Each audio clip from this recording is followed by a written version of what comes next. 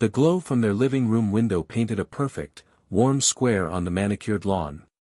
From my car, parked across the street, the house looked like a postcard from a life I used to know. A life of Sunday dinners, shared laughter, and the comfortable illusion of permanence. Now, it was just a house. A well-lit stage for a drama I had unwittingly authored. The crisp autumn air of Maple Creek, thick with the scent of wood smoke and dying leaves, felt heavy in my lungs. I watched as a silhouette I knew as well as my only wife, Chloe, paced behind the bay window. Then, the front door flew open, spilling harsh, yellow light onto the porch steps. Her mother, Brenda, stood framed in the doorway, a rigid silhouette of indignation. I couldn't hear her words, but I didn't need to. I could read the fury in the set of her shoulders, in the sharp, stabbing motion of her hand as she gestured toward the street. Toward me, I presumed, though she couldn't see me parked in the shadows. Chloe stood on the top step, clutching her arms around herself as if to hold her own splintering pieces together. Her face, illuminated for a brief second, was a mask of pure misery. She said nothing, just absorbed the volley of silent, venomous words from her mother. Then, she turned and walked down the steps, her retreat slow and defeated. She didn't look back. The door slammed shut behind her, plunging the perfect lawn back into darkness. A cold, heavy stone of guilt settled in the pit of my stomach. This was the consequence. This raw, public agony. I had done this to her. In trying to save myself, had I destroyed her?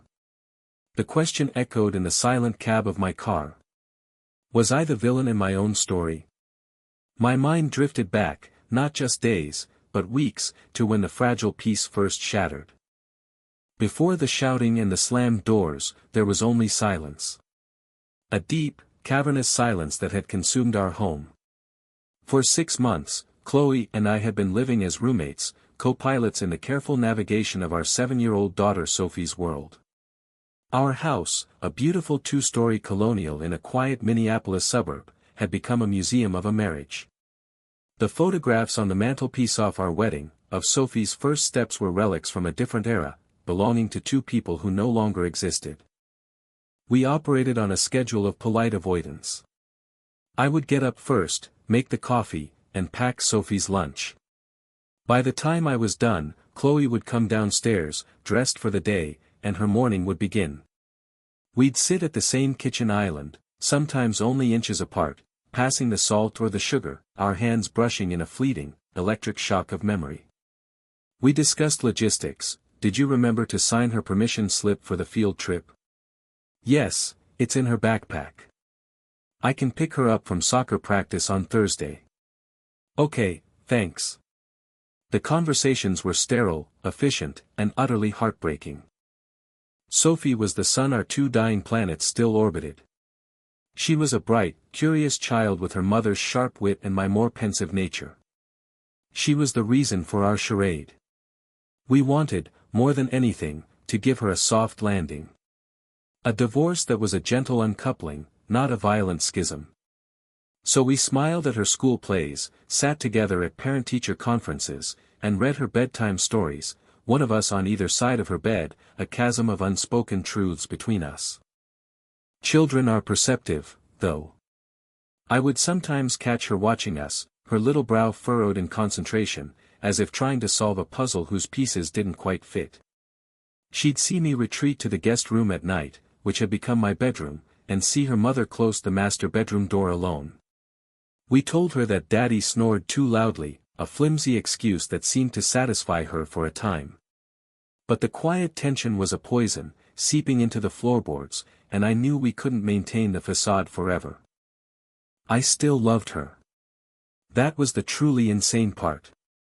How do you stop loving someone who has been the geography of your entire adult life? I met Chloe in a sophomore literature class at the University of Minnesota. She was brilliant, with a laugh that could fill a lecture hall and an opinion on everything. I was a quiet architecture student, more comfortable with blueprints than with people. She drew me out of my shell. She saw something in me I hadn't yet seen in myself. Our love story was written in the margins of textbooks, over cheap coffee in dinky-town cafes, and during long walks around Lake of the Isles, our hands clasped together against the Minnesota cold. I fell in love with her mind before anything else. Her body was just the beautiful vessel that carried it. She was slim then, energetic and confident. We married at 27, a small affair in a historic courthouse downtown, surrounded by a handful of friends and family. It wasn't about the show, it was about the two of us, about the raw, unfiltered joy of starting a life together. The first few years were everything I'd ever wanted. We bought our house, I started to make a name for myself at a small architectural firm, and Chloe was thriving as a marketing manager for a fashion brand. Life felt effortless. Then, Sophie came along. Pregnancy changed her body, as it does for most women. She gained weight, her hips widened, and stretch marks appeared like faint silver rivers on her skin. And to me, she had never been more beautiful. There was a new softness to her, a power in her form that hadn't been there before. She was the creator of a life, our Sophie. I told her this, 100, 1,000 times. I would pull her close, run my hands over her new curves, and tell her she was the sexiest woman I had ever seen. I was still ravenous for her. But she didn't believe me. It was as if my words were spoken in a language she no longer understood. She would look at her reflection in the mirror with a look of such profound disappointment it was like watching a stranger stare back. She saw flaws where I saw strength. She saw failure where I saw the miracle of our daughter. She started tugging at the hem of her shirt, wearing baggy sweaters even in the summer, and avoiding my touch. "Don't look at me," she'd whisper if I came into the bathroom while she was changing. "Chloe, you're beautiful," I'd say, my voice aching with sincerity. She'd just shake her head, a sad, dismissive gesture that cut me deeper than any angry word ever could. She believed my compliments were an obligation, the things a good husband was supposed to say. She couldn't accept that I genuinely, passionately, still desired her. The more I tried to reassure her, the more she retreated. She quit her job after her maternity leave ended, saying she wanted to focus on Sophie, but I knew the real reason. She couldn't bear the thought of returning to the world of fashion, a world obsessed with an image she felt she could no longer live up to. Over the next few years, the distance grew. The weight she'd gained during pregnancy stayed, and a little more joined it. With every pound, a layer of her confidence seemed to peel away. Our intimacy dwindled from a roaring fire to a flicker, and then, to cold embers. It wasn't a conscious decision, it was a slow, painful erosion. We were living under the same roof, but we were miles apart. She was on one side of a wall of glass, lost in a fog of self-loathing, and I was on the other, pressing my hands against the cold, unyielding surface, my words unheard. I thought it was a phase. I thought with time, she would learn to love her new self, just as I had. I suggested therapy, couples counseling, anything to bridge the gap. She refused. She saw it as an admission of failure, another crack in the perfect facade she was so desperate to maintain for the outside world, especially for her mother. Brenda had always placed a high value on appearances. A former real estate agent who specialized in luxury properties, she saw life as a series of sales pitches. Her daughter's marriage had to be a premium listing, successful husband, beautiful child, perfect home. Chloe's weight gain was, in Brenda's eyes, a flaw in the property description, a crack in the foundation that needed to be plastered over. She would make subtle, cutting remarks. "Are you sure you want dessert, honey? Remember your cholesterol." Or she'd buy Chloe a gym membership for her birthday, a gift wrapped in the guise of caring but delivered like a judgment. I defended Chloe every time. I'd tell Brenda to back off, that Chloe was a grown woman and a wonderful mother, and that her weight was no one's business but her own. My defense, however, only seemed to make things worse for Chloe. It highlighted the issue, made her feel like a project that needed protecting. She would sink further into her shell, the silence between us growing deeper. The confession, when it came, wasn't the result of a dramatic discovery. There was no lipstick on my collar, no suspicious credit card bill. It came on a Tuesday night. Sophie was asleep.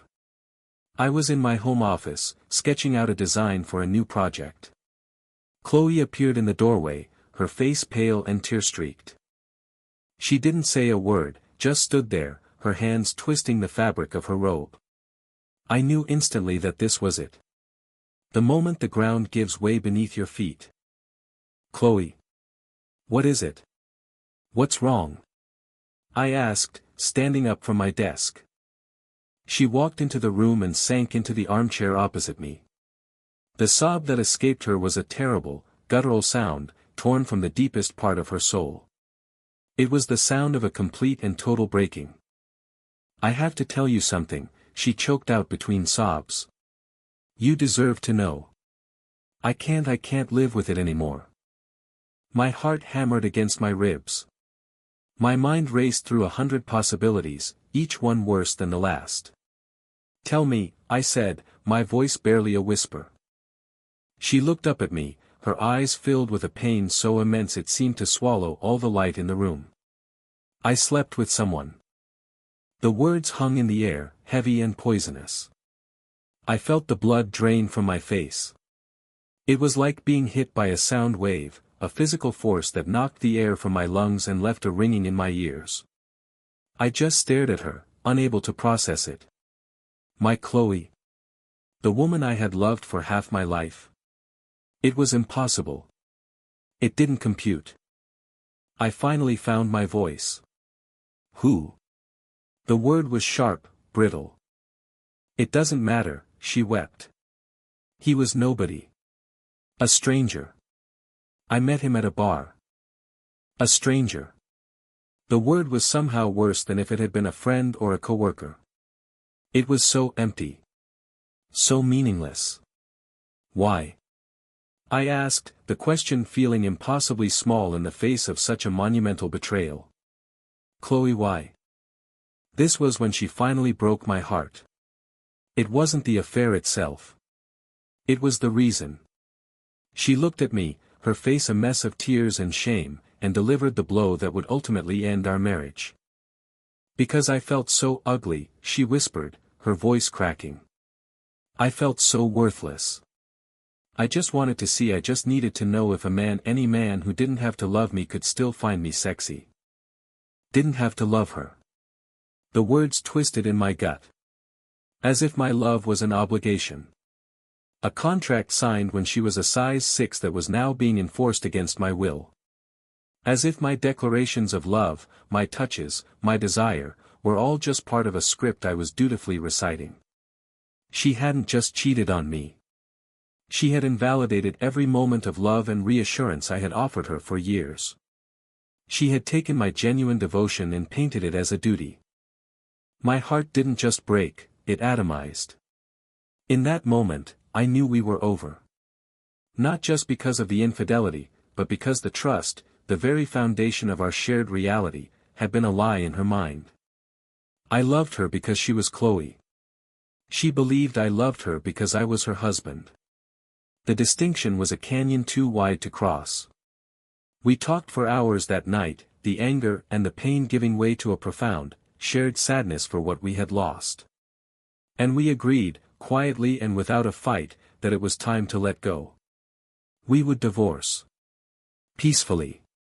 For Sophie.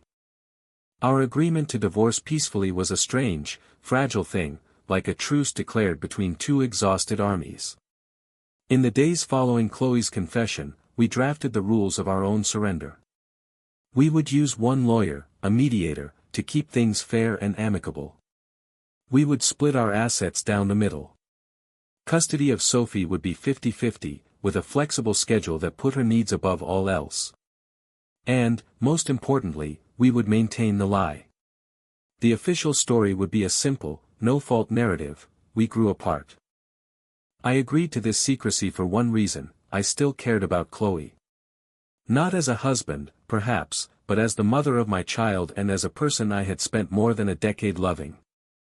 I had seen the self-hatred that had driven her to betray me, and I couldn't bear the thought of what her mother's judgment would do to her if the truth came out.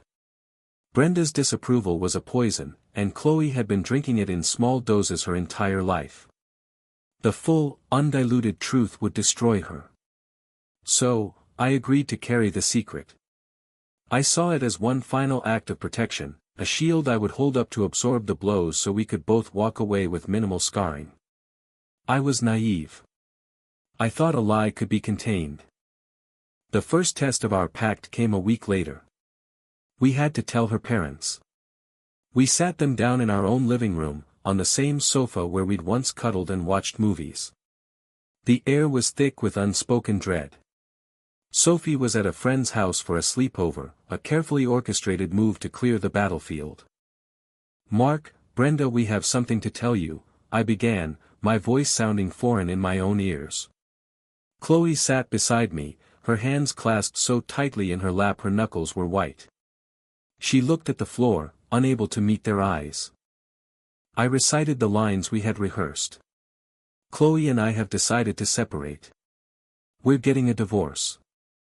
Mark, my father-in-law, looked like he'd been punched. He was a gentle soul, a retired history teacher who preferred the quiet company of books to confrontation. He just shook his head slowly, his eyes sad. "Oh, kids. I'm so sorry to hear that. Are you sure?" But Brenda's reaction was different. She didn't look sad. She looked suspicious. Her sharp eyes darted from my face to her daughter's bowed head. "What do you mean, you've decided? What happened? Did you have a fight?" "No, Mom," Chloe whispered, her voice barely audible. "It's not one thing. We've just grown apart." Brenda let out a short, incredulous laugh. "Grown apart? People don't just grow apart when they have a child, a house, a life. That's a line from a movie. Someone has to be at fault. So, what is it, Liam? What did you do?" Her focus was immediately on me. It was an interrogation, and I was the prime suspect. "Brenda, it's not like that," I said, trying to keep my voice even. "It's mutual. We both agree this is for the best." "Mutual?" She scoffed, her gaze sweeping over Chloe's slumped form. "She doesn't look like she agrees. She looks miserable. A woman doesn't give up on her marriage unless her husband gives her a reason to." I was trapped. Every denial I made would sound like a lie. Every attempt to stick to our vague, sanitized story would only increase her suspicion. Chloe's silence was a vacuum that Brenda was all too eager to fill with her own narrative. "We've been unhappy for a long time," I tried again, a desperate attempt to generalize the blame. Brenda seized on it. "Unhappy? Of course Chloe's been unhappy. I've seen it. It started after Sophie was born. She struggled. She changed. A good man, a real husband, is supposed to support his wife through that. Not run away when things get difficult." There it was. The first brick in the wall of her false narrative. She was connecting the dots, but drawing a completely wrong picture. She saw Chloe's weight gain, her insecurity, and my decision to leave, and concluded it was a simple, cruel equation. A plus B equals C. He's leaving her because she got fat. I looked at Chloe, pleading with my eyes. "Say something. Help me." But she just sat there, a silent, weeping statue, her passivity confirming her mother's every word. In that moment, she wasn't my co-conspirator in a peaceful divorce, she was a casualty, and I was being cast as the one who had inflicted the wounds. Mark tried to intervene, placing a hand on his wife's arm. "Brenda, maybe this isn't the time." "No, Mark. This is exactly the time," she snapped, shaking him off. She turned her glare back to me. "I want to know that you've tried everything. Have you gone to counseling? Have you tried to help her? Or did you just check out because she doesn't look the same as she did when you married her?" The accusation hung in the air, ugly and sharp. It was so far from the truth, yet it had a veneer of plausibility that made it impossible to refute without revealing everything. I couldn't say, actually, Brenda, I did try to help her. I loved her through all of it. The problem is, she cheated on me because she felt so bad about herself. So I said nothing. I just sat there and took it. My silence was my confession in her eyes. The meeting ended with Brenda in tears, hugging a sobbing Chloe and shooting me a look of pure contempt over her daughter's shoulder. Mark just shook my hand limply at the door, his eyes filled with a weary disappointment that was almost worse than Brenda's anger. The weeks that followed were a slow drip torture. Brenda had her villain, and she was determined to make me pay. She would call me, her voice dripping with venomous sympathy. "I'm just calling to see how you're doing, Liam. It must be hard, living under the same roof as the woman whose heart you've broken." She'd text me articles about the importance of family and a husband's loyalty. She waged a campaign against me, painting me as a shallow, heartless monster to our circle of friends and extended family. People who had known me for years started to look at me differently. I'd get sympathetic, pitying glances at the grocery store. A neighbor who used to wave cheerfully now just gave a curt nod. The lie was growing, taking on a life of its own, and I was suffocating under its weight. I confronted Chloe about it. "You have to talk to her," I said one evening, after another passive-aggressive call from Brenda. We were standing in the kitchen, the island a physical barrier between us. "You have to tell her to stop. She's telling everyone I'm leaving you because of your weight. It's not true, and you know it." "What do you want me to do, Liam?" she cried, her face crumpling. "Tell her the truth. Do you know what that would do to me? She'll never look at me the same way again. She'll never let me forget it. So I'm supposed to just let her destroy my reputation? To protect you from the consequences of your own actions?" The anger I had been suppressing for weeks was starting to surface. "Please," she begged, tears streaming down her face. "Just ignore her. It will die down. Please, Liam. I'm asking you. For me. After everything." She was weaponizing her own fragility, and it worked. The sight of her, so broken and terrified, extinguished my anger and replaced it with a familiar, weary resignation. I was still trying to protect her. I still couldn't bring myself to deliver the final blow. So I agreed. Again. I would endure it. But Brenda had no intention of letting it die down. She wanted a public trial. The invitation to her husband's 60th birthday dinner felt like a summons.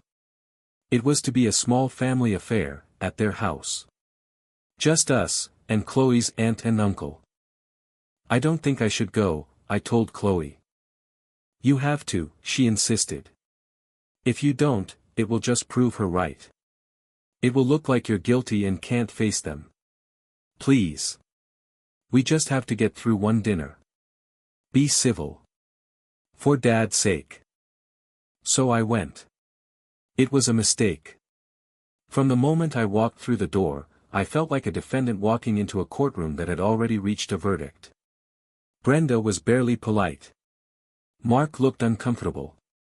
Chloe's aunt and uncle, who had always been warm and friendly, gave me strained, tight-lipped smiles. We sat down to dinner, a perfectly roasted chicken surrounded by glistening vegetables. It was the picture of domestic harmony, a stark contrast to the simmering hostility around the table. The conversation was stilted, full of awkward silences. Then, Brenda, after her second glass of wine, decided it was time for the sentencing. She set her fork down with a loud clink. "You know, Mark," she began, addressing her husband but looking directly at me. "What I really wanted for my 60th birthday next year was a family cruise. All of us together. But I guess some people don't value family anymore." "Brenda, not now," Mark said quietly. "Why not now, Mark?" she retorted, her voice rising. "We're all family here. And my family is falling apart. My daughter is heartbroken, and I think we all deserve to know why." She turned her full attention to me, her eyes hard and cold. "Liam. I just don't understand." Chloe is a wonderful mother. She is a good wife. She gave you a child. She sacrificed her body to build this family, and this is how you repay her. You throw her away like she's nothing. I felt the blood rush to my head. My hands were clenched into fists under the table. I took a deep breath, trying to hold on to the promise I had made to Chloe. Brenda, this really isn't the place to discuss this. We agreed. You agreed, she cut me off. You and Chloe made some secret pact to protect your feelings. Well, what about hers? She gestured dramatically toward Chloe, who was staring at her plate, her shoulders shaking with silent sobs. Look at her. You've crushed her spirit. For what? Because she doesn't fit into your perfect little mold anymore. Because she gained some weight. Her voice dripped with scorn. I just can't believe you'd throw away your marriage because your wife doesn't look like a 20-year-old model. It's shallow, Liam. It's pathetic. The words hit me like physical blows. Pathetic. Shallow. Monster. That's what they all thought I was. I looked across the table at Chloe, a silent, desperate appeal in my eyes. This is it. This is your last chance. Say something. Tell them it's not true. Release me from this lie. She raised her head, her eyes red and swollen. She looked at me, then at her mother, then back down at her plate. She said nothing. And in her silence, I heard my own conviction. She was letting it happen. She was letting them crucify me to save herself. The promise I made, the shield I had been holding up, suddenly felt impossibly heavy. The quiet, peaceful divorce we had planned was a fantasy. This was war. And I had been the only one fighting by the rules. The silence that followed Brenda's accusation was deafening.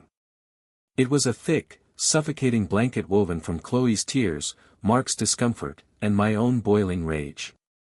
In that moment, something inside me snapped.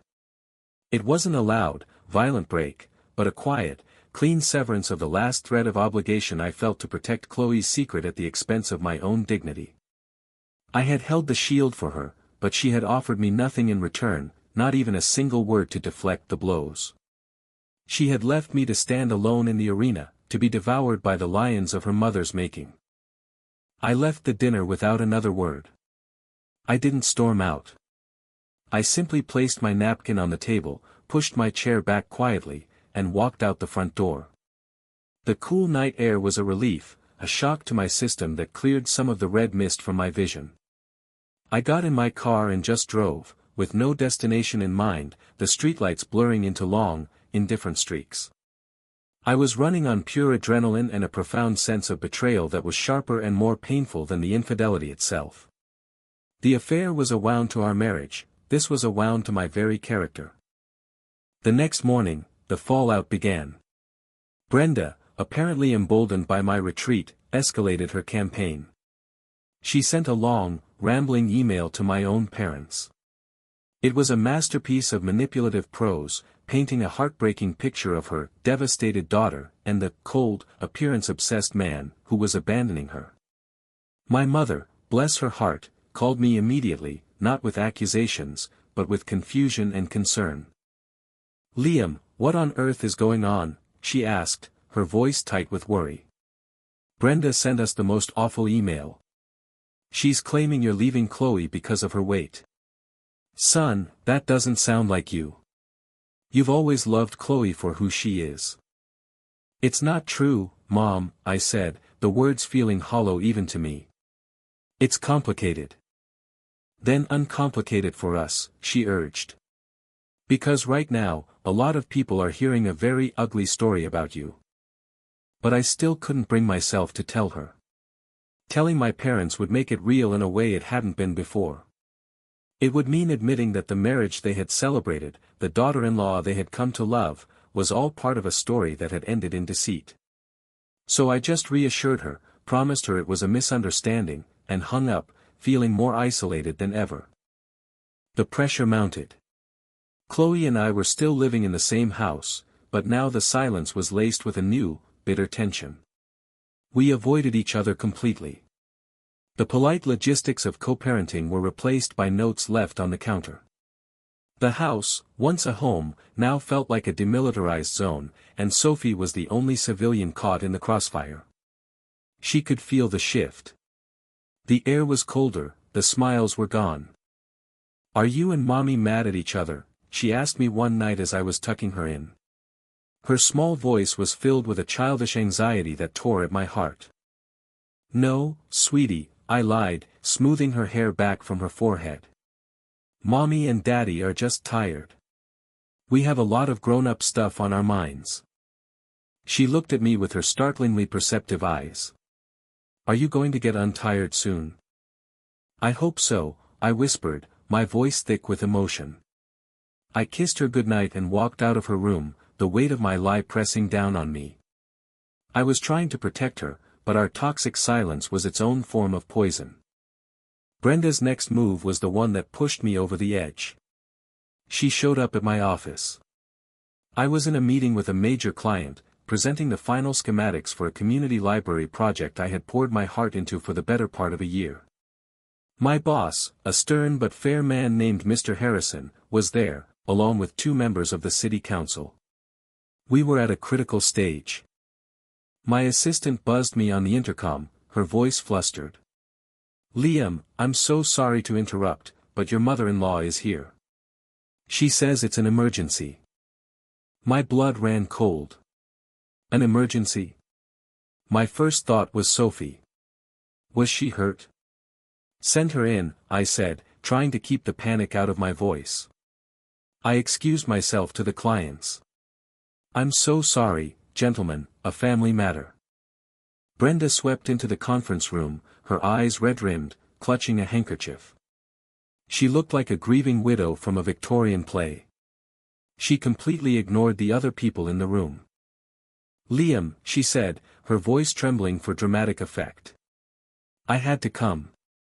I can't stand by and watch this happen." "Brenda, what are you doing here?" I hissed, grabbing her arm and trying to steer her toward the door. "We're in a meeting." She shook me off, raising her voice. "I don't care about your meeting. I care about my daughter. She's at home, crying her eyes out, and you're here, acting like nothing is wrong. Don't you have a heart? Don't you have any loyalty?" My boss and the clients were staring, their faces a mixture of shock and embarrassment. This was a nightmare. A public execution in the place I had always considered my sanctuary. "Brenda, you need to leave. Now," I said, my voice low and dangerous. "I'll leave when you agree to do the right thing," she declared, now playing to the audience. "When you agree to stop this ridiculous divorce and go home and be a husband to your wife. The woman who needs you." Mr. Harrison stood up. "Ma'am, I think you've said enough. I'm going to have to ask you to leave our offices." Brenda finally seemed to register the damage she was causing. She shot me one last look of theatrical despair and allowed herself to be escorted out by my assistant. The room was silent. The 2 city council members were looking at their shoes. My boss just looked at me, his expression unreadable. "Liam," he said, after a long, painful pause. "Perhaps we should reschedule. It seems you have things you need to attend to." The shame was a physical heat that spread across my face and neck. I had lost the room. I had lost the confidence of my client. In 5 minutes, Brenda had managed to undermine years of my professional credibility. She had not only painted me as a bad husband, but as unstable, someone whose personal life was so chaotic it bled into his professional one. I drove home in a blind rage. This was no longer about protecting Chloe. This was about my survival. My reputation, my career, my sanity. Brenda was systematically dismantling all of it, and Chloe was letting her. When I walked into the house, Chloe was in the kitchen, unloading the dishwasher, as if it were just another Tuesday afternoon. "Your mother came to my office," I said. The words were cold, hard pebbles in my mouth. She flinched, dropping a plate. It clattered on the floor but didn't break. She didn't look at me. Oh, God. What did she do? What did she do? I repeated, my voice rising with disbelief. She staged a one-act play about my cruelty and your heartbreak in front of my boss and my biggest client. She may have single-handedly torpedoed the library project. That's what she did. She finally turned to face me, her face pale. Liam, I'm so sorry. I didn't know she was going to do that. I'll talk to her.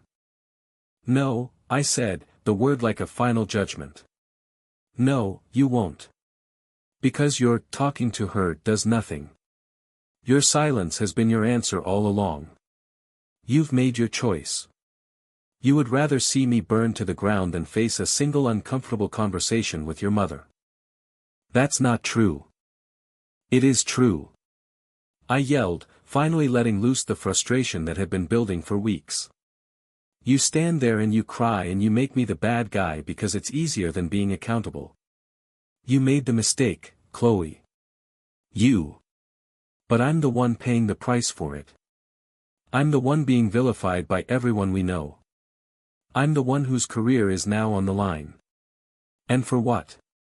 To protect your feelings? I stepped closer, lowering my voice. I have defended you. I have loved you when you couldn't love yourself. I have shouldered the blame for the end of our marriage, a marriage that you broke. And I am done. The finality in my own voice scared me. It was a door slamming shut. What are you going to do? She whispered, her eyes wide with fear. I don't know, I said honestly, turning away from her. But the arrangement we have is over. This silent partnership in my destruction is over. That night, I didn't retreat to the guest room. I packed a bag.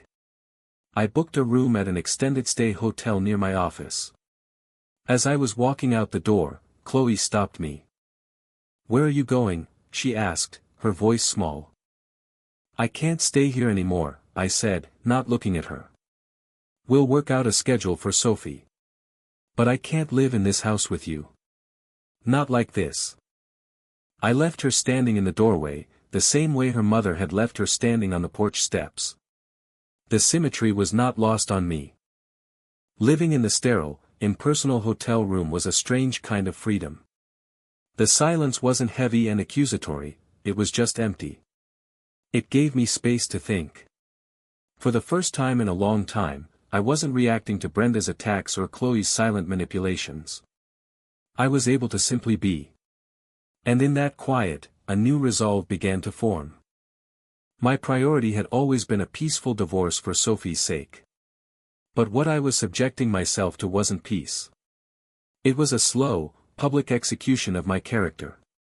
What kind of example was that for my daughter? That she should allow people to walk all over her. That it's better to suffer in silence than to stand up for the truth. That a lie is an acceptable price for a false peace. I realized that protecting Chloe from her mother was not my job. My job was to be a good father to Sophie. And a good father had to have self-respect. A good father couldn't be a man who let the world believe he was a monster. He couldn't be a doormat. He had to have a spine. This realization was the turning point. It was the moment I stopped thinking about what was best for Chloe and started thinking about what was right. The lie wasn't working. It wasn't creating peace. It was creating a festering wound that was poisoning everyone. The only way to lance the boil, to stop the infection, was with the truth. No matter how much it hurt. I met Chloe for coffee a few days later, at a neutral cafe halfway between the house and my hotel. It was time for the final conversation, the one where the old rules were thrown out. I can't do this anymore, Chloe, I said, as soon as we sat down. The lie. The secrecy. It's not protecting you. It's just destroying me. She stirred her latte, her eyes fixed on the swirling foam. What are you saying? I'm saying that I am done being your scapegoat. I am not going to let your mother, or anyone else, define me as this shallow jerk who left his wife over her appearance. It's a lie, and it stops now. The next time I am confronted, the next time I am accused, I am going to tell the truth. Her head snapped up, her eyes flashing with panic. Liam, you can't. You promised. And you promised a peaceful, amicable divorce, I countered, my voice firm but not unkind. But that's not what this is. This is a character assassination, and you're a silent bystander. Your silence is a form of consent. I love you, Chloe. A part of me will always love you. But you are asking me to set myself on fire to keep you warm. I won't do it anymore. Not for you. Not for anyone. I leaned forward, my gaze unwavering. This is your last chance to control the narrative. Go to your parents. Tell them the truth yourself. Tell them what happened, and why we're divorcing. Because if you don't, I will. I'm not threatening you. I'm telling you what is going to happen. The choice of who delivers the message is up to you. But the truth is coming out. I left her sitting there, the coffee untouched, her face a mask of terror and indecision. I had drawn my line in the sand. The decision, and the consequences, were now hers. The week following our coffee shop ultimatum was one of the longest of my life. I lived in a state of suspended animation, waiting for the other shoe to drop. Every time my phone buzzed, my stomach clenched. Would it be Chloe, telling me she'd talked to her parents? Would it be Brenda, launching a fresh assault? Or would it be my own mother, demanding answers I still wasn't ready to give? The silence from Chloe's side was absolute. She didn't call. She didn't text. I took her silence as her answer, she was going to do nothing. She was calling my bluff. My life settled into a new, lonely routine. I'd work long hours at the office, trying to repair the damage from Brenda's visit. Mr. Harrison was professional but distant, and I knew I was on thin ice. The library project was, on hold, a corporate euphemism for, in jeopardy. After work, I'd go back to my soulless hotel room, eat takeout from a cardboard box, and call Sophie to say goodnight. Our calls were the one bright spot in my day, but they were also laced with pain. "Daddy, when are you coming home?" she'd ask, her voice small and sad over the phone. "I'm not sure, sweetie. Daddy just needs his own space for a little while," I'd say, the corporate speak of divorce feeling like acid on my tongue. "Is it because you and Mommy are fighting?" "We're not fighting," I lied. "We're just figuring things out." Each conversation was a fresh reminder of what was at stake. I wasn't just fighting for my reputation, I was fighting for the version of me that my daughter would know as she grew up. I didn't want her to one day hear the salacious, simplified story from a gossiping aunt or a school friend's parent that her father had abandoned her mother for superficial reasons. I wanted her to know the truth, or at least a version of it she could understand. That life is complicated, that good people make terrible mistakes, and that love sometimes isn't enough to fix what's been broken. During my parenting days, I would pick Sophie up from the house. Chloe and I would perform a polite, frosty exchange at the door, handing off the backpack and duffel bag like spies swapping classified information. We spoke only about logistics. She has a piano lesson on Wednesday at 4. Her favorite stuffed bear is in the side pocket. We were two CEOs managing the joint venture of our child, the personal relationship completely dissolved. During this time, I saw my own parents. I met them for dinner, and they were trying so hard to be supportive, but the elephant was in the room, taking up all the oxygen. "Liam, we're worried about you," my dad said, his voice full of gentle concern. "You've lost weight. You look exhausted. Whatever is happening, you don't have to go through it alone." I appreciated their support more than they knew, but I couldn't bring myself to unload the whole ugly story on them. It felt like a betrayal of the 14 years I had spent with Chloe. How do you tell your parents that the woman you brought into their family, the woman they embraced as a daughter, had done something so damaging? It felt like I would be tainting their memories of her, of us. So I just deflected, telling them it was a difficult time and that I would be okay. I left their house feeling guilty for not confiding in them, and more alone than before. The final confrontation came, as I knew it would, at the hands of Brenda. It was at Mark's official 60th birthday party. The dinner a few weeks prior had been the intimate family prelude, this was the main event. It was held at a local country club, a place Brenda had likely chosen for its public nature. A bigger stage, a larger audience for her drama. I hadn't wanted to go. The thought of walking into a room full of Chloe's extended family and their mutual friends felt like volunteering for my own execution. But Chloe had called me, her voice strained. "Dad really wants you to be there," she'd said. "It would mean a lot to him. Can't we just call a truce for one night?" For him. It was a clever move. She knew appealing to my sense of decency toward Mark was my weak spot. I still liked Mark. I felt sorry for him, a quiet man trapped in the whirlwind of his wife's making. Reluctantly, I agreed. I would go, make an appearance for Mark's sake, and leave as quickly as possible. I put on my best suit, a dark gray armor, and prepared for battle. From the moment I walked in, the atmosphere was frigid. Conversations would halt as I passed. I saw people whispering behind their hands, their eyes following me with a mixture of pity and contempt. I was a pariah. The story had clearly made the rounds. I was the shallow husband who had dumped his devoted, plus-sized wife. I could almost hear the whispers, "There he is. Can you believe the nerve of him, showing his face here?" I found Mark near the bar, looking tired but genuinely happy to see me. "Liam. I'm so glad you came," he said, shaking my hand warmly. "Thank you." "Happy birthday, Mark," I said, handing him a gift, a rare, first edition book on the Civil War I knew he'd been wanting. I wouldn't have missed it. "Brenda is," he started, then sighed, trailing off. "She's having a hard time with all this. Be patient with her."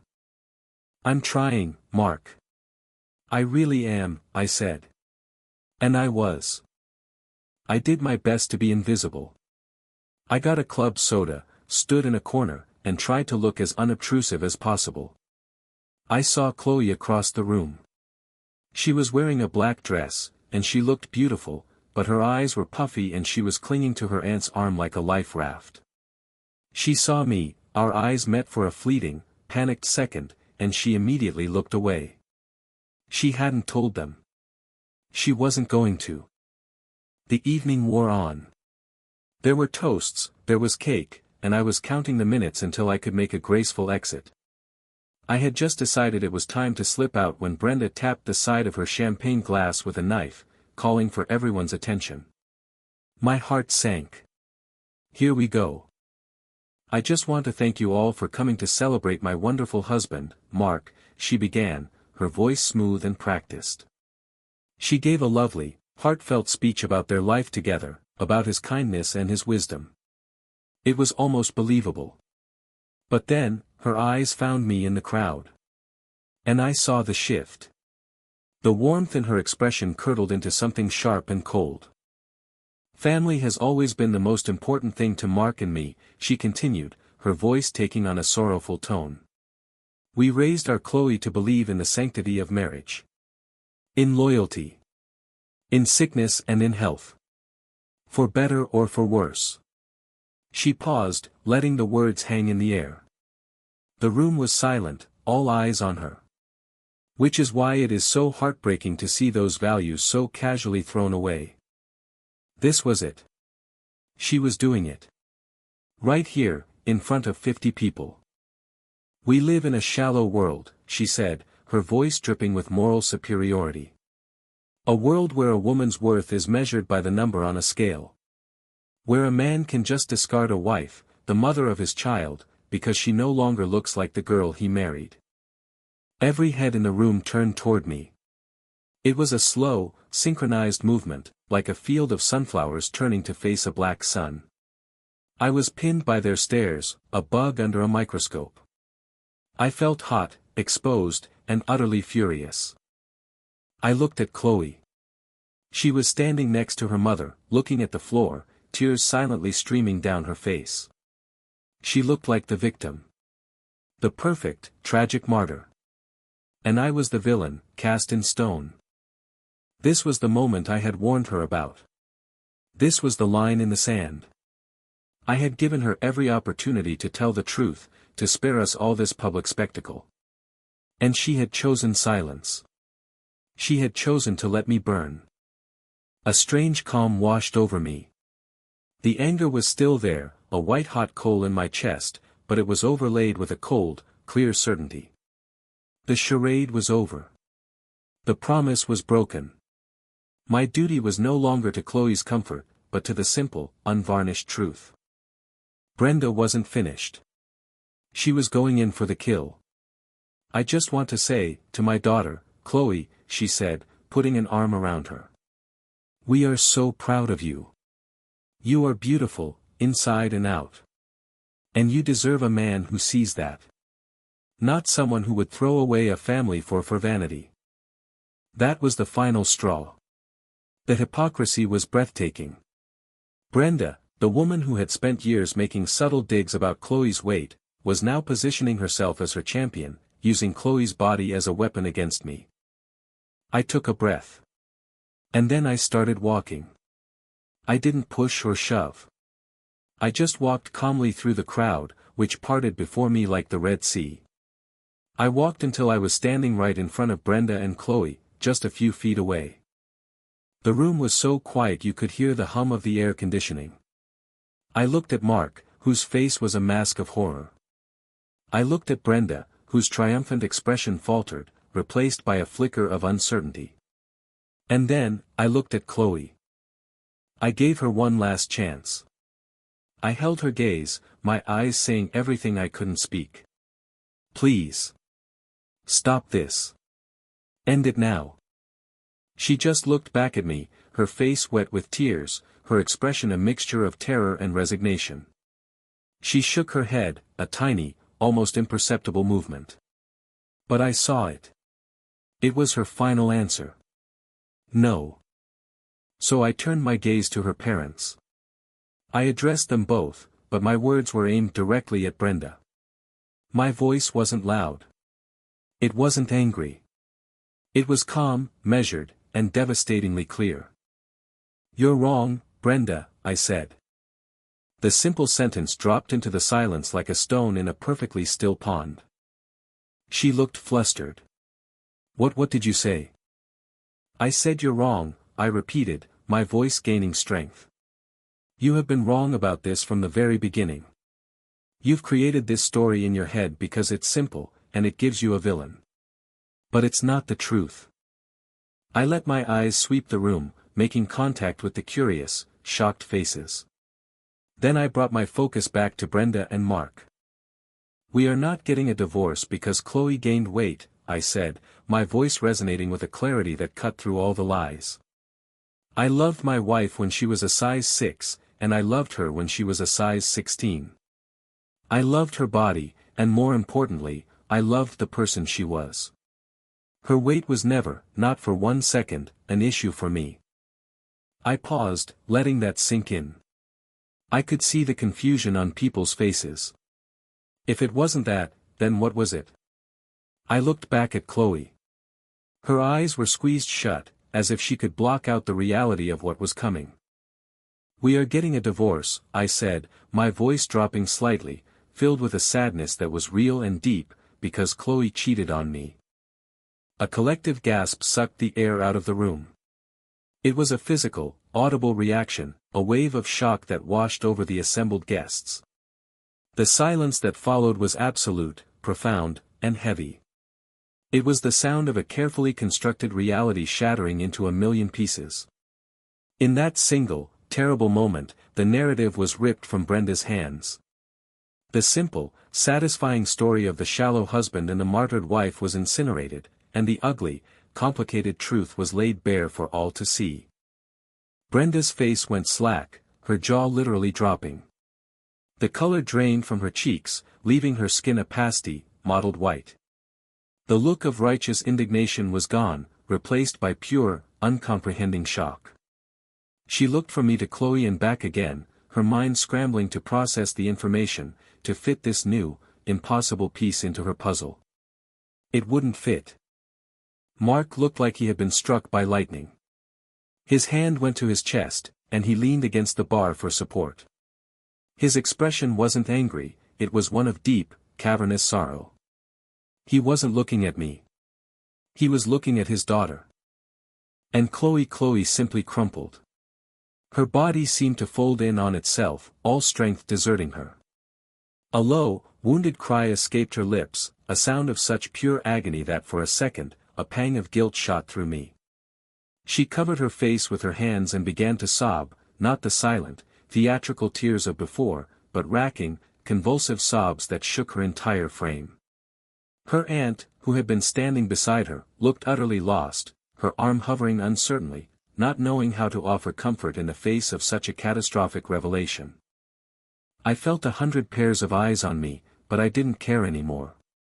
My focus was on Brenda. I had started this, and I was going to finish it. For months, I continued, my voice still quiet but carrying in the tomb-like silence, I have kept this a secret. I kept it quiet because I didn't want to hurt her. I didn't want her to suffer the shame and the judgment. I especially, I said, my gaze locking with Brenda's, didn't want to subject her to your judgment. I knew how you would react. My words were a direct hit. I saw a flicker of understanding and shame in Brenda's eyes. She knew I was right. She knew her own capacity for judgment, the very weapon she had been wielding against me, was the reason I had been silent. I agreed to a peaceful divorce. I agreed to a vague, no-fault story. I was willing to walk away and let people think whatever they wanted, as long as it meant Chloe and Sophie were protected. But you wouldn't allow that, would you, Brenda? My voice took on a harder edge. You couldn't live with the ambiguity. You had to have a villain. You had to have someone to blame. So you created a lie. You decided I was shallow. You decided I was cruel. You went to my parents, to our friends, to my office, and you painted me as a monster. I took a step closer. Chloe's sobs were the only sound in the room. I let you do it, I said. I absorbed every lie, every accusation. Because I was still trying to protect the woman I had loved. I was trying to honor the life we had built. But I will not stand here and allow you to destroy my character and my career to make yourself feel better. I will not be the villain in a story you invented because the truth was too uncomfortable for you to handle. I looked from Brenda to Mark. I am not the one who broke this family. I am just the one who is finally telling you why it is broken. My speech was done. The truth was out, a wild thing uncaged, and it was now roaming the room, changing the atmosphere, changing alliances, changing everything. I had no idea what the consequences would be, but I felt a strange, hollow sense of release. The crushing weight of the lie was gone. I turned, without looking at Chloe again. I couldn't. I walked back through the stunned crowd, the path clearing for me once more. I didn't run. I walked with my head held high, out of the ballroom, through the lobby of the country club, and into the cool, clean night air. As the glass doors swung shut behind me, the muffled sound of chaos erupted. It was a cacophony of voices, all talking at once. The silence had been shattered, and the speculation had begun. But it was no longer my problem. I had dropped the bomb, I didn't have to stay and survey the wreckage. I drove away from the country club, my hands shaking on the steering wheel. The adrenaline began to recede, replaced by a profound, bone-deep exhaustion. There was no triumph in what I had done, only a grim, necessary finality. I felt like a surgeon who had just performed a radical, painful amputation to save a patient's life. The limb was gone forever, but hopefully, the poison would stop spreading. I didn't go back to the hotel. I couldn't bear the thought of being alone in that sterile room. I just drove. I drove for hours, through the sleeping suburbs of Minneapolis, out onto the dark, empty highways that crisscrossed the flat plains of Minnesota. I listened to the hum of the engine and the sound of my own breathing, and I let the reality of what I had done sink in. I had detonated a truth bomb in the middle of a family, my family, for better or worse. I had exposed Chloe's deepest shame to the world she feared most. I had undoubtedly ruined Mark's birthday. And I had potentially severed my relationship with all of them, forever. Was I the asshole? The question that had been haunting me for weeks resurfaced. I had told the truth. But the truth could be a brutal, destructive thing. Had I wielded it like a scalpel, with precision and for a greater good? Or had I used it like a club, lashing out in anger and self-preservation? I didn't have an answer. I felt a confusing mix of justification and guilt. I felt relief and I felt regret. I was free from the lie, but I was now shackled to the consequences of the truth. I finally pulled over at a deserted roadside scenic overlook. The sky was beginning to lighten in the east, the dark indigo bleeding into a soft, bruised purple. I got out of the car and leaned against the railing, the cold metal a stark contrast to the heat still radiating from my skin. I watched the sunrise, a slow, inevitable creeping of light over the horizon. A new day. A new reality.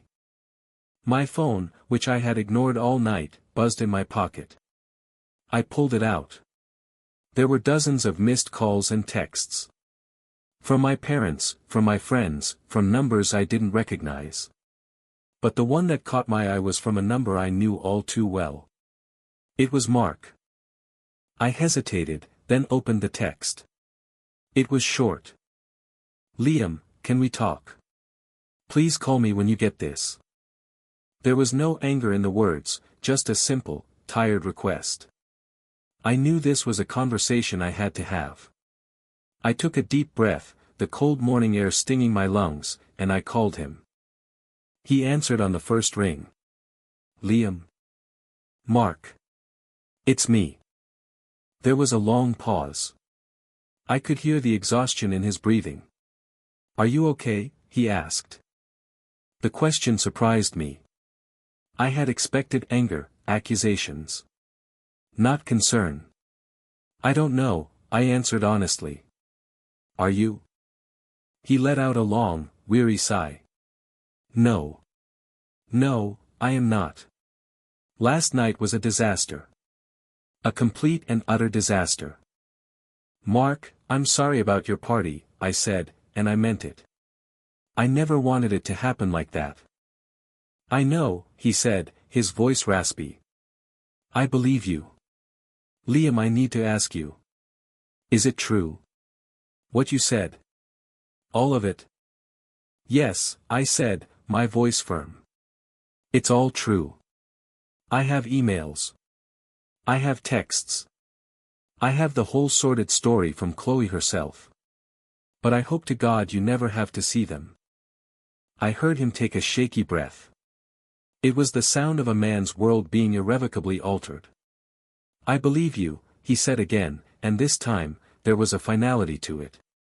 In my heart, I think I knew something was wrong. Something deeper than what Brenda was saying.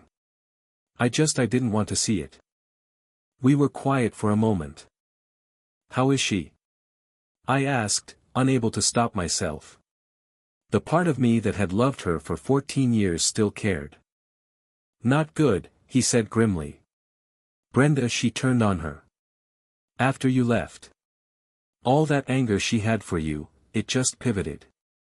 It was ugly, Liam. It was the ugliest thing I've ever seen. She's devastated. I took her back to our house. She's locked herself in the guest room. I felt a fresh wave of guilt. This was exactly what I had been trying to prevent.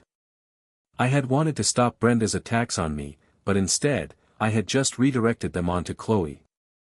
I had thrown Chloe to the wolves I knew were waiting. I didn't want this for her, I said, my voice thick. I just wanted it to stop. I know, Mark said again, his voice full of a sorrow that seemed to encompass all of us. I know you did. But Liam, maybe this had to happen. Maybe this was the only way any of us would ever face the truth. We've all been living in a fantasy. Especially me and Brenda. He paused. I failed her, Liam. As a father. I see that now. We put so much pressure on her to be perfect, to have the perfect life. We never taught her that it was okay to fail. It was okay to be human. His admission was a quiet earthquake. It was an acknowledgement of a lifetime of complicity, of the role he and Brenda had played in creating the insecure woman who had felt the need to seek validation from a stranger. Can you meet me?" he asked. "For breakfast? There's a diner off the highway in Rockford. I think we need to talk. Face to face." "Yes," I said without hesitation. "I'll be there." We hung up. I stood there, watching the sun climb higher in the sky, its light glinting off the frost on the railing. The path forward was still unclear, a fog-shrouded road. But for the first time, I felt like I wasn't walking it alone. The truth had caused a terrible explosion, but in the ruins, something new and honest was beginning to stir. It wasn't forgiveness, and it wasn't a solution. It was just a small, fragile beginning. The diner was a classic slice of Americana, a long, silver trailer with red vinyl booths and a jukebox that was currently silent. The air smelled of burnt coffee and frying bacon. Mark was already there, sitting in a booth by the window, staring into a black coffee mug. He looked like he had aged 10 years overnight. The usual, gentle crinkles around his eyes were now deep-set lines of grief. I slid into the booth opposite him. He looked up, and for a moment, we just sat in silence, two men adrift in the wreckage of a family. A waitress came over, a tired-looking woman with a kind face, and I ordered coffee. "Thank you for coming," Mark said finally, his voice low. "Thank you for calling," I replied. He ran a hand over his face. "Brenda is beside herself. But not in the way you'd think. She's not just angry. She's humiliated. Embarrassed. Her perfect family, her perfect daughter. It's all been exposed as a lie in front of all her friends. Her first reaction was fury at Chloe. 'How could you do this to me?' That's what she kept saying. 'How could you make me look like a fool?' I just shook my head, a bitter taste in my mouth. Even now, Brenda's first thought was of her own image, her own social standing. I told her to stop, Mark continued, new, firm tone in his voice that I had rarely heard. I told her that her vanity and her pressure were part of the problem. We had a terrible fight. The worst of our marriage. He looked out the window, at the trucks rumbling past on the highway. I told her that if she couldn't find a way to support her daughter through this, with compassion instead of judgment, then I didn't know how we could move forward. I spent the night on the sofa. I was stunned. Mark, the passive, gentle Mark, had finally stood up to Brenda. The explosion had sent shockwaves further than I could have imagined, cracking foundations I thought were solid rock. "I'm sorry, Mark," I said. "I never meant to come between you and Brenda." "Don't be," he said, meeting my gaze. His eyes were clear. "This has been coming for 35 years. You just lit the fuse. Liam, I've spent my whole life letting Brenda run the show. I loved her energy, her confidence. But I let her walk all over me, and I let her walk all over Chloe. I saw how she was with her. The little comments about her weight, her clothes, her choices. I never said enough. I thought by keeping the peace, I was being a good husband and father. But I was just being a coward." His self-awareness was staggering. He was a man re-evaluating his entire life, his entire identity, over a cup of diner coffee. "The truth is," he said, his voice cracking with emotion, "Chloe has always been terrified of disappointing us. Of disappointing her mother. And last night you didn't just expose her affair. You exposed the secret she's been keeping her whole life, that she's not perfect. And she couldn't bear it." The waitress brought my coffee. I wrapped my cold hands around the warm mug. "What happens now?" I asked. I don't know, he admitted. Chloe won't come out of the room. She won't talk to me or Brenda. She just wants to be left alone. Brenda is cycling between rage and weeping. And I am just trying to figure out what my role is in all of this. What can I do to fix what I helped break? He looked at me, his expression one of sincere, heartbreaking appeal. What about you and her, Liam? Is there any hope? I knew he had to ask. The desperate hope of a father. I shook my head slowly. No, Mark. There isn't. The affair, I might have been able to get past that, in time. People make mistakes. But the lie, the deception, her letting me take the fall for it, her letting your wife tear me to shreds to protect herself, that's something else. That's not a mistake. That's a fundamental flaw in our ability to be partners. The trust is gone. Not just the trust that she'll be faithful, but the trust that she'll have my back. Ever. You can't build a life on that. It's a foundation of sand. He nodded, a single, sad acknowledgement of the truth. He had seen Chloe's silence at the dinner table. He had seen her let me twist in the wind. He knew I was right. And what about Sophie? He asked, his voice thick. Sophie is my world, I said, the words coming from the deepest part of me. She is the one innocent person in all of this. Whatever happens between me and Chloe, between me and your family, it will not touch her. I will make sure of that. Chloe is her mother, and I will always respect that. We will find a way to co-parent. We have to. Our breakfast was a somber affair. We didn't talk much more about the drama. We talked about baseball, about a new historical documentary he was watching, about my work. We talked about normal things, as if to prove to ourselves that the world was still spinning. It was a strange, sad, but deeply human moment. We were two men who should have been enemies, who should have been on opposite sides of a bitter war. Instead, we were just two fathers, mourning the loss of a future that would never be. When we left, he put a hand on my shoulder. Liam, he said, for what it's worth, I'm sorry. For my part in all this. For not being a better friend to you. For not being a better father to her. Me too, Mark, I said. And I was. I was sorry for the pain I had caused, even if it had been necessary. I went back to my hotel room with a heavy heart, but also with a sense of clarity I hadn't had before. My conversation with Mark had confirmed what I had done was right, however painful. The lie had been a cancer, and it had needed to be cut out.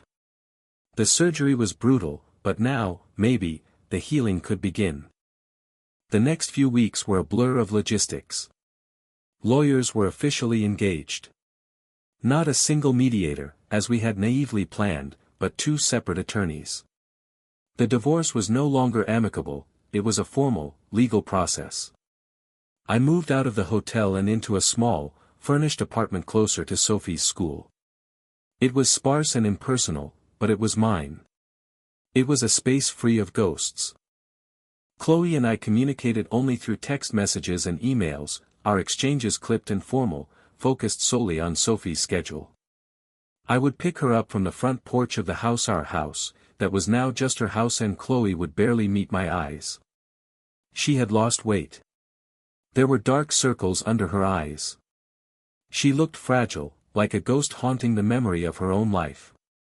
I felt a pang of pity, but the anger and the betrayal were still too raw, a protective wall around my heart. The story had, of course, spread like wildfire through our community.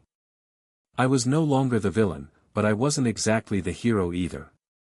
The narrative had shifted from shallow husband to scorned husband who dropped a nuke at a 60th birthday party. It was more accurate, but it was still gossip. People took sides. Some sympathized with me, others felt I had been unnecessarily cruel in the way I revealed the truth. I learned to live with it.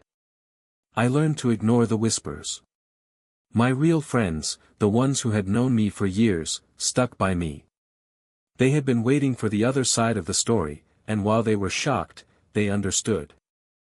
My relationship with my own parents deepened. I finally sat them down and told them everything, from Chloe's struggles with her body image to her confession, to the public execution at Mark's party. My mother cried. My father, a man of few words, just put a hand on my shoulder and said, "You did what you had to do, son." Their unconditional support was an anchor in the storm. One of the most difficult parts was figuring out what to tell Sophie. Chloe and I had one stilted, painful phone call about it. "We have to tell her something," I said. "That Daddy snores excuse isn't going to work now that I live across town." "I know," she whispered, her voice thin and reedy. "What do we say?" "We tell her the truth," I said. "A simple version of it. That Mommy and Daddy love her very much, but we can't be married anymore. That we are going to live in different houses, but we will both always be her parents. We don't need to give her details she can't understand. But we need to be honest with her that the family is changing." We told her together. We sat her down on the sofa in her living room, a place that was no longer mine. It was one of the hardest things I've ever had to do. We held her hands, one of us on each side, and we delivered the lines we had rehearsed. Her little face crumpled, and she cried, asking us why. We just held her, the three of us, a broken family huddling together for warmth. "Is it my fault?" she asked, her voice muffled against my chest. "No, no, baby, never," Chloe and I said in unison, a rare moment of harmony. "This is about grown-up problems. It has nothing to do with you. We love you more than anything in the world." That night, as I tucked her into bed in my new, strange apartment, she looked at me with those wise, old eyes. "Mommy seems really sad," she said. "I know, sweetie," I said. "She's going through a hard time." "Are you sad too, Daddy?" The question hit me right in the chest. I thought about the life I had lost, the woman I had loved, the dream that had died. "Yes," I said, my voice thick. "I'm sad too. But we're going to be okay. Both of us." It was the truest thing I had said in a long time. The sadness was real, a constant companion. But for the first time, I could see a faint light at the end of the long, dark tunnel. It wasn't the blazing sun of happiness, not yet. It was just the quiet glow of hope. The hope of a new beginning, built not on lies or illusions, but on the hard, solid ground of the truth. The storm had passed. Now, it was time to rebuild. The months that followed were a study in quiet reconstruction. The divorce proceeded through the sterile channels of the legal system, a series of papers filed and phone calls made between lawyers. The raw, emotional chaos of the initial explosion had subsided, leaving behind the quiet, painstaking work of dismantling a life built by two people. We sold the house, the beautiful colonial that had been the backdrop to so much joy and so much pain. The process was handled entirely through our attorneys and a realtor. Chloe and I never once had to be in the same room to discuss it. Seeing the "for sale" sign go up on the lawn was a strange, bittersweet pang. It was the final, official confirmation that the chapter was over. Chloe moved into a smaller townhouse on the other side of town, closer to her parents. I stayed in my apartment, which slowly began to feel less like a temporary shelter and more like a home. I bought a real dining table instead of eating on the couch. I hung some of Sophie's artwork on the walls. I found a new rhythm, a new sense of normalcy.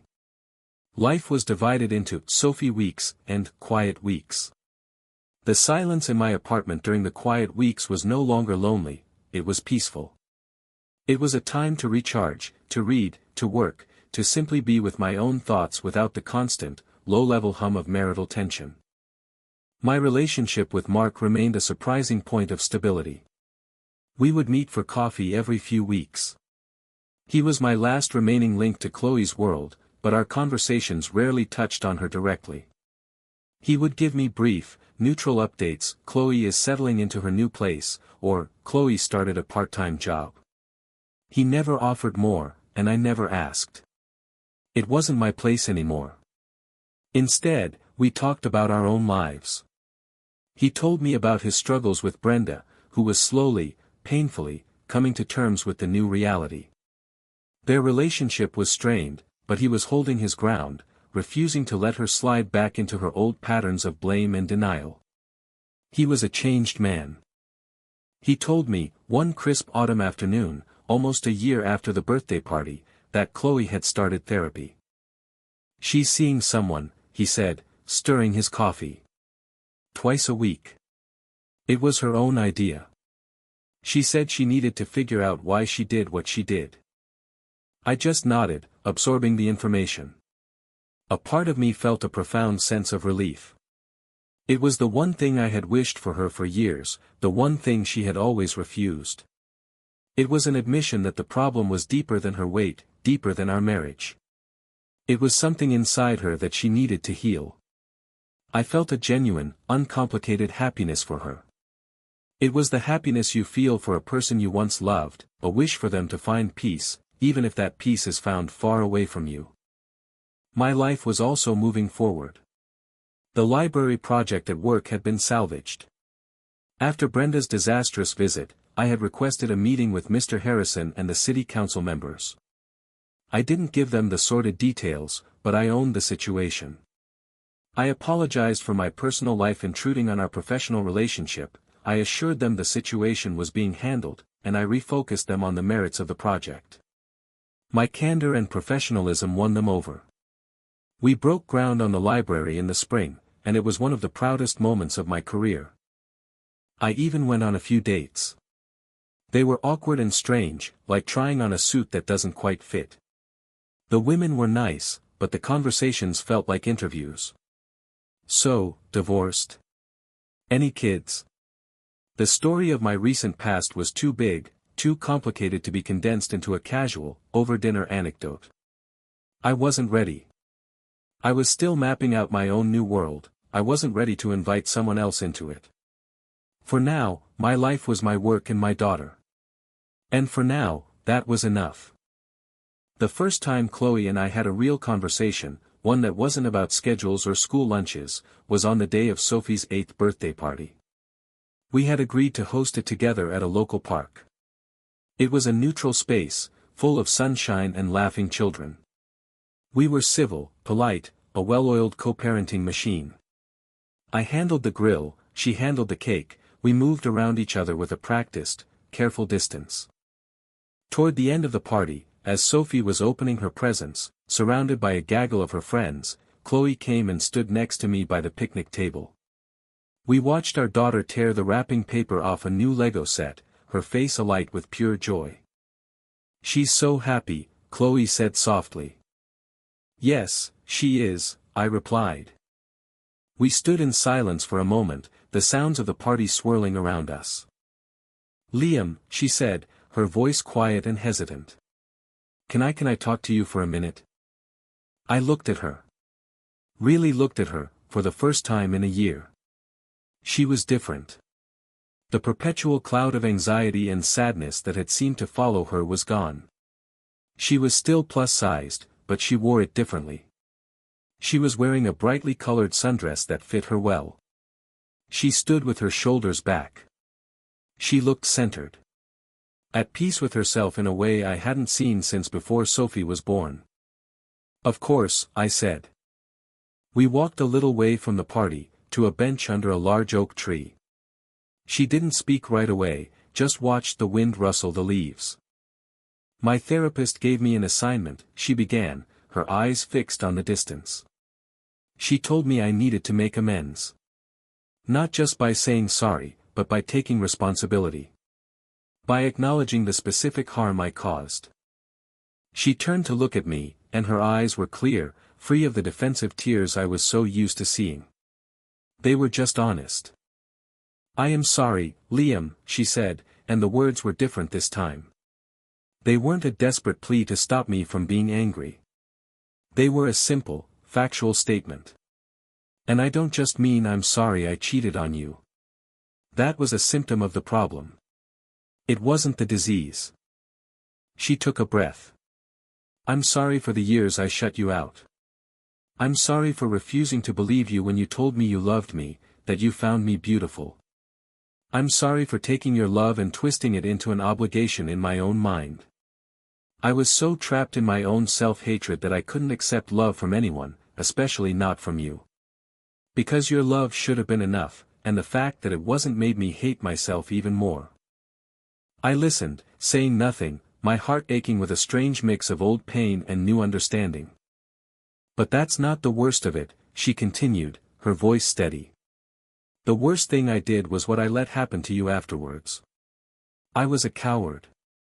I was so terrified of what my mother would say, of her judgment, that I let her make you the villain. I stood by, in silence, and I let her tear you down. I used your decency, your desire to protect me, as a shield for myself. I hid behind you, and I let you take all the arrows that were meant for me. That was unforgivable. It was a betrayal far worse than the affair. She looked down at her hands. You were the one person in the world who had consistently loved me for exactly who I was, and I repaid you by allowing the world to believe you were the one person who couldn't. I can never take that back. I can never undo the pain that must have caused you. Tears were now welling in her eyes, but she didn't let them fall. She looked up at me again. I'm not asking you to forgive me. I don't think I have a right to ask that. I needed you to know that I see it. I see all of it. And I am truly, profoundly sorry for the man I allowed them to think you were. And for the pain I caused the man that you are. I let her words sink in. It was everything I had ever needed to hear. It was the validation I had craved in the darkest moments. It was an acknowledgement of my truth. The anger I had held onto for so long, the hard, protective shell around my heart, began to dissolve. It didn't vanish in a great wave of forgiveness, but it softened at the edges. I finally found my voice. Thank you, Chloe, I said, and my own voice was thick with emotion. Thank you for saying that. I also had an apology to make. I'm sorry, too, I said. For the way I told the truth. I was angry, and I was hurt, and I wanted to lash out. I'm sorry I did it at your father's birthday party. I'm sorry I caused such a public humiliation. It was a brutal way to do it, and you didn't deserve that. She gave a small, sad smile. Maybe I did. Maybe it was the only thing that was loud enough to finally make me listen. We sat there for another minute, the silence between us no longer a chasm, but a quiet space of mutual understanding. The romantic love was gone, buried under too much pain and betrayal to ever be resurrected. But in its place, something new was forming. It was respect. It was the possibility of a different kind of love, the kind that two people who share a child and a long, complicated history can have for each other. A love based on a shared past and a commitment to a shared future, even if that future was one of separate paths. Mommy. Daddy. Come cut the cake. Sophie's voice rang out across the park, pulling us back to the present. We both smiled. We stood up from the bench and walked back toward our daughter, side by side. We weren't holding hands. We weren't a couple. But for the first time in a very long time, we were a team. The conversation on the park bench was not a magic wand. It didn't instantly erase the scars or mend the deep fractures in our story. But it was a turning point. It was the moment we stopped being adversaries in a painful history and started becoming partners in a healing future, for Sophie's sake and for our own. The wall of anger and resentment between us had been breached, not torn down completely, but with enough of a gap to let some light through. Our interactions at handovers became warmer. The clipped, formal exchanges were replaced by genuine questions. How was your week? Anything exciting happen at work? We lingered at the door for a few minutes, talking about a funny thing Sophie had said or a new movie we thought she might like. It was the birth of a new kind of friendship, one forged in the fires of our failed marriage, built on a foundation of brutal honesty and a shared desire for peace. I saw the changes in Chloe continue. She seemed lighter, more engaged with the world. She joined a book club. She took up hiking, something she had loved when we were younger but had abandoned along with her self-confidence. She sent me pictures from the trails, of waterfalls and autumn leaves, with simple captions like, "Thought you'd find this beautiful." And I did. I was happy for her, a clean, uncomplicated happiness that was free from the baggage of our past. I saw her rebuilding her life, not for anyone else, but for herself. And I was doing the same. My relationship with her parents found a new, strange equilibrium. I would see them at Sophie's school events or recitals. Mark would always greet me with a warm handshake and a genuine smile.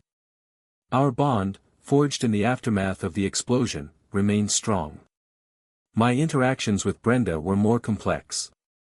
The first time I saw her after that terrible night was at Sophie's winter concert. She saw me across the crowded school auditorium, and for a moment, she looked like she wanted to turn and run. Then she took a breath, and with Mark at her side, she walked over to me. "Liam," she said, her voice quiet, her eyes not quite meeting mine. "Your new apartment, Mark says it's nice." It was a clumsy, awkward peace offering, but it was an offering nonetheless. It was her way of acknowledging my new life, of admitting that the old one was truly over. "It is," I said simply. "Sophie likes it." "That's good," she said. And that was it. We stood in uncomfortable silence for a moment before the concert began. It wasn't forgiveness. It wasn't friendship. It was a truce. A recognition that our connection through Sophie was permanent, and we had to find a way to exist in the same space without causing more damage.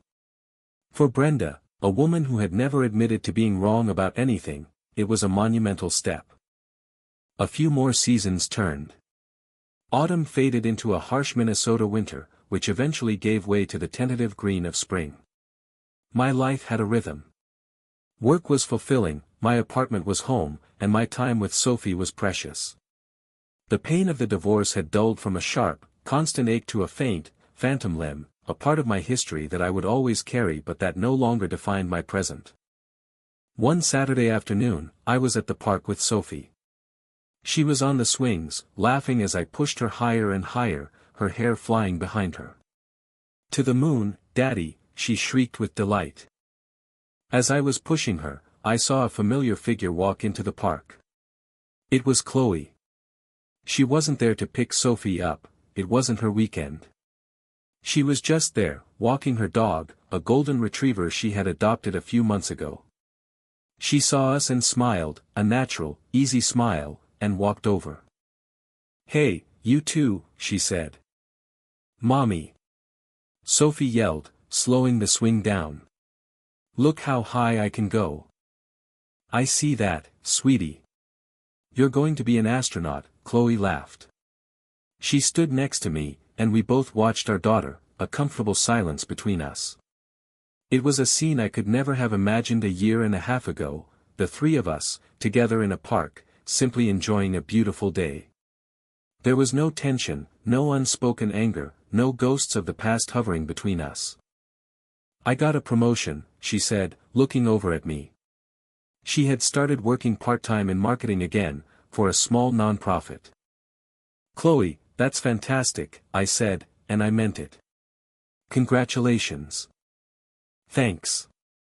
It feels good. It feels like me." We stood there for a while longer, two parents watching their child, two people who had been through a war and had somehow found their way to a peaceful shore. The love I felt wasn't the passionate, all-consuming love of a husband for his wife. It was something different. It was a deep, abiding affection for the woman who was my daughter's mother, for the person who had shared such a significant part of my life. It was a love burnished by forgiveness, both given and received. As she turned to leave, she paused. "You know," she said thoughtfully, "I used to think my story was a tragedy. That I had lost everything." She looked at Sophie, who was now scrambling up the slide. "But it wasn't. It was just a story. A really hard, painful story. And now, I get to write a new one. We both do."